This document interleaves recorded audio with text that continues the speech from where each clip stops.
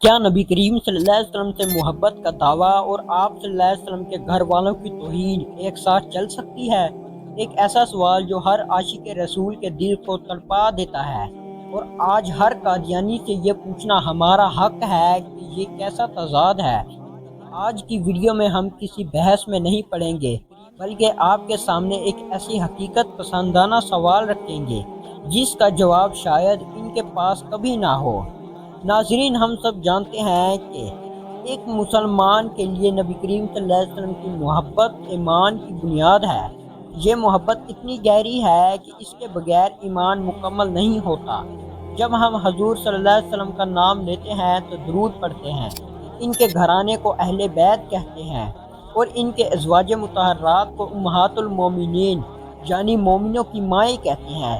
لیکن ذرا ایک لمحے کے لیے سوچیں، ایک ایسا گروہ جو اپنے آپ کو مسلمان کہلوانے کا دعویٰ کرتا ہے، جو یہ کہتا ہے کہ ہمیں نبی صلی اللہ علیہ وسلم سے عشق ہے، وہی گروہ جب نبی کریم صلی اللہ علیہ وسلم کے گھرانے کے بارے میں بات کرتا ہے، جب ان کی مقدس بیویوں کے بارے میں زبان کھولتا ہے، ان کا لہجہ ایسا کیوں ہوتا ہے؟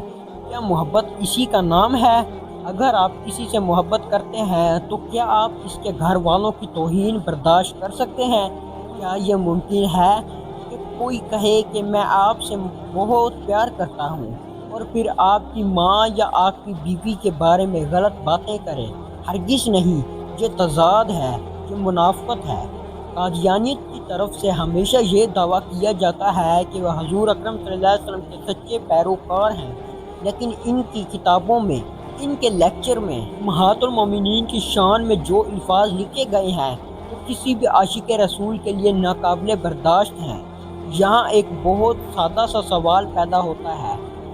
آپ ایک طرف تو نبی صلی اللہ علیہ وسلم کی نبوت کا سہارا لیتے ہیں، اور دوسری طرف نبی کریم صلی اللہ علیہ وسلم کے گھرانے کو نشانہ بناتے ہیں۔ یہ کیسی محبت ہے؟ اگر آپ نبی صلی اللہ علیہ وسلم سے محبت کرتے ہیں تو آپ کو یہ معلوم ہونا چاہیے کہ نبی کریم صلی اللہ علیہ وسلم کے گھرانے کی عزت نبی صلی اللہ علیہ وسلم کی اپنی عزت ہے۔ ان کی کتابوں میں جو باتیں لکھی گئی وہ نہ صرف تاریخ کے خلاف ہیں، بلکہ یہ اخلاقی طور پر بھی ایک بہت بڑا گناہ ہے۔ کسی بھی انسان کے گھر کی خواتین کے بارے میں ایسی زبان استعمال کرنا کہ کیا یہ کسی شریف انسان کا کام ہو سکتا ہے؟ اور جب وہ انسان خود کو نبی صلی اللہ علیہ وسلم کے ماننے والا کہلائے تو پھر یہ کام اور بھی زیادہ تکلیف دہ ہو جاتا ہے۔ آج ہم یہ سوال کیوں اٹھا رہے ہیں؟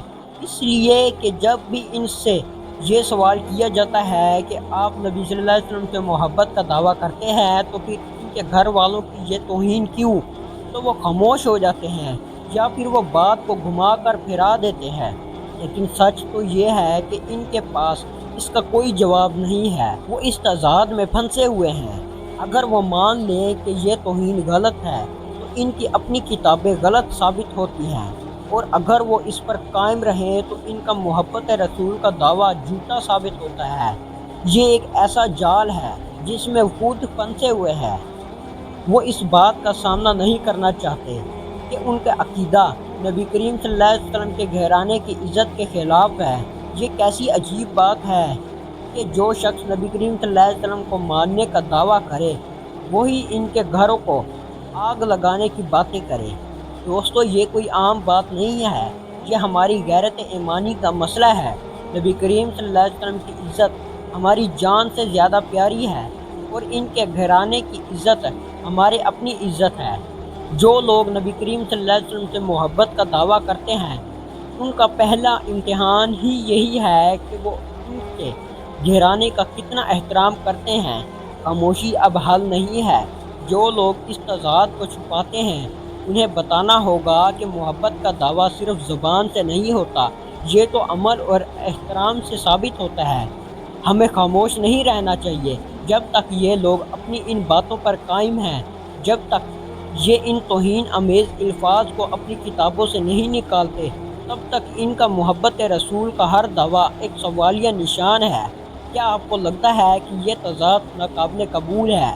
اگر آپ کا ایمان بھی یہی کہتا ہے کہ نبی کریم صلی اللہ علیہ وسلم کی عزت اور ان کے گھر والوں کا احترام لازم ہے تو اس ویڈیو کو اپنے دوستوں کے ساتھ شیئر کریں تاکہ ہر شخص اس تضاد کو سمجھے۔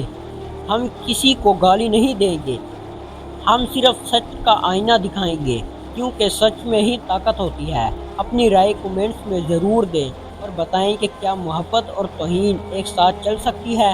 اللہ ہم سب کو نبی کریم صلی اللہ علیہ وسلم کی سچی محبت اور آپ صلی اللہ علیہ وسلم کے گھرانے کا ادب نصیب فرمائے، آمین۔